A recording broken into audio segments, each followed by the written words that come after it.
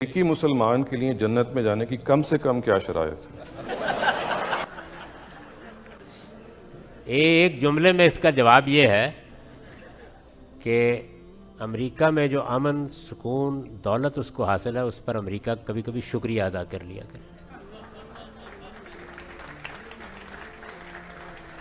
یعنی میں بہت دل گرفتہ ہوا ہے کسی طرح کے، مجھے اب ذہن میں نہیں ہے کس شہر میں، اسی سفر میں ایک خاتون میرے پاس آئیں اور نے مجھ سے کہا کہ میں ایک سوال آپ سے کرنا چاہتی ہوں۔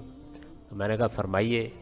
تو انہوں نے کہا کہ میں بہت جمعے کے خطبے سنتی ہوں، تقریریں سنتی ہوں، ان کے بعد عام طور پر دعائیں کی جاتی ہیں فلسطین کے لوگوں کے لیے، پاکستان کے لوگوں کے لیے۔ یہ لوگ جس ملک میں رہتے ہیں اور اس کا کھاتے ہیں، کبھی اس کے حق میں دعا نہیں کرتے۔